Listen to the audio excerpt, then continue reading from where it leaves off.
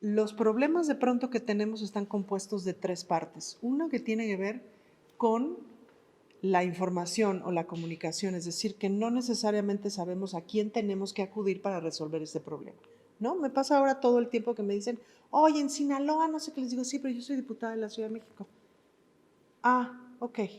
Oye, voy a ir a tu oficina allá en San Lázaro. No, porque yo soy diputada de la Ciudad de México. Ah, ok. Primero la confusión del mapa político. Entonces, nos falta mucha información. Por otro lado, falta mucha conexión entre las distintas autoridades, es decir, de pronto muchos de los problemas se solucionan con que el secretario de acá le hable a la secretaria de acá y accionen juntos para resolver un problema, o con la alcaldesa o con el alcalde, etcétera, ¿no? Y hay otra parte del problema que sí es el problema en sí. Pero hay una cosa que tiene que ver con divulgación política, ¿no? ¿Qué hacemos los diputados? Que ese es un problema central. Nadie sabe qué hacemos los diputados y tenemos una fama de huevones del tamaño del mundo. Y yo en mi vida había trabajado tanto como estos 3 meses que llevo de legislatura. ¿Qué hacemos los diputados? Bueno, evidentemente escribir leyes, ¿no? Pero esa es la menor de las cuestiones, porque uno dice, bueno, pero si ya está la Constitución, pues ¿qué chihuahua están escribiendo? Bueno, las leyes caducan porque funcionaron para una determinada etapa, pero no necesariamente siguen funcionando. Las leyes de pronto son 400 páginas que necesitan a su vez reglamentos y esas cosas también hay que escribirlas y también hay que probarlas. El Estado en sí, lo que conocemos como Estado, no es una cosa fija, es un experimento constante en donde pruebas una política pública y si no funciona le tienes que corregir, pero no la puedes corregir así nomás de chichis. Tienes que corregir la ley para que en el marco de esta ley te permita corregir una política pública. Entonces, esos son todos unos caminos. Ahora, cuando se escribe una ley, se reforma una ley, se propone un cambio de determinada manera, dices, vamos a proponer una ley para la comunidad cinematográfica que mejore las condiciones de la producción de cine. Bueno, pues yo puedo escribirlo de acuerdo a lo que sé de cine, que no es poco, pero tampoco es mucho. O puedo consultar a la comunidad cinematográfica, consultar a la comunidad que exhibe, que produce cine, consultar a los vecinos que ponen sus calles, etcétera, para que se filmen cosas, consultar a las autoridades que cobran, etcétera, etcétera, etcétera. En fin, como consultar a todo, y todo eso es un proceso largo, en donde además, pues la gente se tiene que poner de acuerdo. Entonces, imagínense de pronto una discusión familiar para decidir el color de la fachada de la casa. Si cada una de las personas que están ahí tuvieran el mismo valor, su voto y su voz, pues la discusión podría tomarse un par de semanas, ¿no? Ahora imagínense que la discusión es entre 8 millones de habitantes, casi 9, que es la Ciudad de México, tomando en cuenta además nuestra relación con los otros estados por el área metropolitana. Entonces, por eso de pronto tardan tanto las leyes, las reformas, etcétera, porque el trabajo verdadero es consultar. Y venimos de un periodo neoliberal importante en donde una de las cosas que pasó es que le apostaron a que el Estado dejara de funcionar. Porque si el Estado deja de funcionar, entonces la iniciativa privada te vende una función del Estado a un módico precio que en realidad no es tan módico. Es decir, si el Estado no te provee seguridad para que no te roben tu casa, déjame te vendo esta alarma poca madre, esta barda así de alta, este fraccionamiento increíble, ¿no? Y en fin, y entonces pagamos una serie de sobreprecios de cosas que en realidad debería de proveer el Estado. La idea de la cuarta transformación es que el Estado funcione. Pero todavía no funciona del todo. Es un trabajo constante y que hay que estar construyendo y que además hay que estar arrebatando de estos güeyes que te estaban vendiendo la barda más alta. Ser ciudadano no es sencillo, no es una fiesta de luz y de color. Pues nos ha costado mucho trabajo, ¿no? O sea, hay que pelear y pelear y pelear y sobre todo pelear contra la inercia de tantos años de el Estado no funciona, déjalo ir, olvídalo, vete a trabajar, cómprate un Starbucks y no te preocupes, el Estado no funciona, la felicidad está en comprarte esta blusa. Y pues no.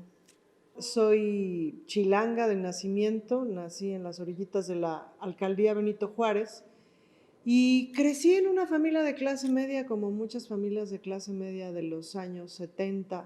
Soy la quinta de 6 hijas, 5 sobrevivimos, hija de una mujer que empezó a trabajar justo cuando yo era muy chiquita, pues porque mi papá resultó ser un hombre guapo, que no necesariamente, que no necesariamente traía dinero a la casa. Mi mamá en un buen momento se desesperó muchísimo, cocinaba como Los Ángeles, y entonces puso su restaurante y tal. Bueno, puso primero un changarrito de comida, creció, etcétera. Y con eso nos educó a sus 5 hijas. Alimentando a muchas otras personas, nos alimentó a sus 5 hijas, y pues me crié entre mujeres, entre las mujeres de mi casa, mis hermanas, mi mamá, las mujeres de la cocina del restaurante de mi mamá, que fue creciendo y creciendo y creciendo. Me crecí entre mujeres cocinando, entre mis hermanas estudiando, con esta consigna de mi mamá de tú nunca vas a depender económicamente de nadie porque ahí está la libertad. Muy conservadora en muchas cosas, muy conservadora en lo sexual, en lo que debe de ser una mujercita. Una vez fue ella a mi escuela de actuación, cuando yo decidí estudiar actuación, que lo hice escondidas, obvio, porque era un grave problema. Le gritó a Ludwig Margules, que era el director, le gritó que una señorita decente de Churubusco no podía estar hasta altas horas de la noche ensayando teatro. Y de ahí, pues toda mi carrera fui la señorita decente de Churubusco. Mis amigos de la carrera de actuación básicamente así me decían. Y después me puse a hacer cabaret. ¿Qué es el cabaret? Es el teatro de sátira política, de crítica social. Al principio los primeros espectáculos eran mucho en relación, los temas que agarrábamos eran mucho en relación a la juventud, al amor, a la circunstancia, pero luego nos metimos a la política, pues, ¿no? A hacer el análisis político de la realidad y traducirlo en sketches. Y aquí sí ya hablo en plural porque pronto me junté con otras 3 babosas talentosas que son las reinas chulas. Nos hicimos las reinas chulas, Marisol Gacé, Cecilia Sotres, Nora Huerta y yo. Nos encontramos en la vida y estuvimos en esta compañía trabajando y haciendo cabaret político. Hasta hace 3 meses habíamos hecho alrededor de 80 espectáculos en 23 años, ¿sí? 23 años. Pronto nos hicimos del Teatro Bar El Vicio, heredado en vida por Jesús C. Rodríguez y Liliana Felipe. También trabajamos un montón de tiempo con Tito Vasconcelos. A estas personalidades aprendimos un montón. En el camino nos hicimos activistas. Yo me hice primero activista de diversidad sexual porque me descubrí lesbiana y descubrí que por esa circunstancia había un montón de problemas y derechos y cosas que yo no tenía. Y paralelamente empecé a aprender de feminismo. Gracias al activismo, a la carrera del cabaret, pues como que fui haciendo, ya nunca pude hacer un teatro que no fuera político y ya nunca pude hacer un trabajo político que no fuera artístico. Como que las dos cosas se mezclaron de forma muy natural. Y pues eso me dio la oportunidad como de tener una experiencia internacional muy grande en términos de derechos humanos, de género, de saber de políticas públicas, de arte. Siempre me interesó participar en la política desde la función pública, pero la verdad es que nunca había encontrado como el espacio, pues, ¿no? Es decir, porque uno tiene que pensar con qué gobierno trabaja, ¿no? Para ver si no estás trabajando ahí para legitimar una determinada serie de cosas y para ver si estás trabajando ahí puedes hacer cosas. Entonces, claro, cuando se abre la puerta de ser diputada de la Ciudad de México, yo dije, chin, querré dejar los escenarios, querré ponerle pausa a los escenarios, dedicarme a esto. Dije, bueno, lo voy a pensar. Lo pensé 15 minutos y dije, claro que sí, obvio que sí. No solamente porque es un trabajo paralelo a todo lo que he hecho y además es una vena importante como de interés personal, sino porque poco a poco me fue cayendo el 20 de que estamos en uno, es como si el cabaret te da eso, el cabaret te da como esa visión de pronto de futuro, porque tienes que estrenar espectáculos en función de lo que crees que va a pasar. Es una lógica del cabaret que así funciona y que uno entrena como ese ojo, pues, ¿no? Y es como si de pronto me hubiera caído la conciencia de qué haces que estás en el sexenio de Lázaro Cárdenas y te invitan a participar políticamente de ese sexenio y dices que no. Dije, no, estoy en el hoyo, obvio voy a decir que sí, porque me cayó ese 20, me cayó el 20 de estar en un momento histórico en donde el país está transitando, cambiando a un cambio que luchamos tanto, que buscamos tanto, que marchamos tanto, que gritamos tanto. Dije, por supuesto que sí, es un privilegio, por supuesto.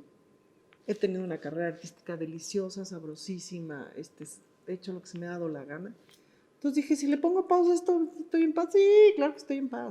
La verdad es que muy feliz, muy plena, muy divertida. Y sí, yo sé que ustedes le prenden al canal de En Congreso. Y sí, no, pero es como la telenovela de las 9. Si le entiendes, híjole, es mejor que la telenovela de las 9. Se dan unos dramones ahí del tamaño del mundo. Pero sobre todo, pues muy alegre, porque es la alegría de estar viviendo todo eso por lo que luchamos. De lo que se trata es de hacer un trabajo conjunto entre los 4 poderes. Ya sé que en la escuela nos educaron que son 3, pero en realidad son 4. El poder ejecutivo, que es presidente, alcaldes, jefa de gobierno, etcétera. El poder legislativo, que es el Congreso. El poder judicial, que es policía y ministerio público, policía y fiscalía, básicamente.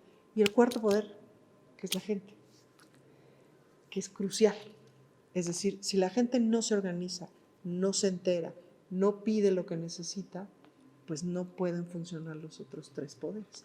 La cuarta transformación a lo que le ha apostado todo el tiempo es organízate, organízate, organízate, te ayudo, te colaboro, te digo cómo. Espacios como este, por ejemplo, pues de lo que se trata es justo de eso, de divulgar la política. Por un lado insistir y por otro lado acompañarlo, ¿no? Es decir, aquí estamos estos 30 vecinos, vamos a ver al alcalde. Ah, bueno, entonces ya el alcalde se la va a pensar de no hacerle caso al diputado y a los 30 vecinos, ¿me explico? Entonces sí, el acompañamiento es fundamental. Se necesita invertir tiempo y trabajo y convencer a los vecinos y a los que no quieren venir, decirles, vénganse porque todos nosotros tenemos esa bronca, ¿no? Y siempre vamos a encontrar al vecino o a la vecina que digan, no, todo está mal, todos son iguales. No, no somos iguales, no somos iguales. El poder se reparte. La información es poder. Si la información no se reparte, entonces no se reparte el poder. Y la voz se reparte. Entonces, pues había unas voces, ¿no? Y entonces te contaban que la vida era luchar y luchar y luchar y luchar para convertirte en una de esas voces potentes. Y de repente resulta que esas voces potentes son unas de tantísimas voces. Entonces, claro, un espacio como este, en donde una voz de una diputada sea tan importante como una voz de una persona de la sociedad civil y sea tan importante como una voz de un académico, de una académica que jamás ha estado en ningún programa de televisión como especialista, y que sea tan importante como ¿me explico? Pues te da otra perspectiva, pero radicalmente distinta. No manches, tenemos unos académicos, académicas de la UNAM y de la UAM y de quién sabe dónde, que saben un montón de cosas, pero no eran la especialista, pues no las habíamos escuchado. Y tenemos tanta gente tan especializada en tantas cosas que no habíamos escuchado, porque no tenían o el color de piel o el físico para salir en la tele, así de absurdo. Yo les quiero invitar a que vean estos programas, a que vean este canal, a que lo sigan, a que participen, a que pidan, pregunten, pidan de qué se quiere hablar y etcétera. Tenemos muchos años como de entumecimiento crítico. Entonces, una vez que uno lo empieza a ejercitar, es así como de, ay, qué rico descubrir que mi pensamiento importa, qué rico descubrir que mi opinión importa. Lo más fácil es seguirnos en las redes sociales. Casi todo el mundo tiene en sus redes sociales un número de contacto o un mail de contacto, ¿no? Entonces tú mandas un mail y dices, diputada, fíjese que aquí los de la colonia Avanta nos estamos organizando porque hay una banda, una chelería en no sé dónde que además vende drogas y que además ya se apropiaron de la cancha de básquet. Los vecinos organizados saben cuál es su problema. No necesariamente saben cómo se resuelve. No tienen que saberlo. Su trabajo es detectar el problema y decirme, tengo este problema. Pues, ¿no? Entonces ya mi trabajo es decir, ok, bueno, a ver, ¿con quién tengo que hablar? Con el alcalde o la alcaldesa. Con la policía. ¿Con qué oficina de la policía? ¿La que cubre el alcalde o la que cubre la Ciudad de México? ¿No? No, resulta que el cártel de no sé qué está metido ahí. Espérame tantito. Entonces sí, luego es muy frustrante, pues, ¿no? Que las cosas no sean rápido, porque además tú nomás tienes esta vida. Todos estos esfuerzos que están surgiendo y que se están haciendo de tener conversaciones a profundidad para poder generar pensamiento crítico, porque además el asunto es que construir ciudadanía, es que hacer contrato social, es que hacer un otro modelo de civilización, que al fin y al cabo es el planteamiento de la cuarta transformación, es complejo y hay que salirse del buenos y malos y hay que salirse del feo y bonito porque es complejo. Es poder para poder hacer. El poder es buena idea, sin duda que es una buena herramienta para poder hacer.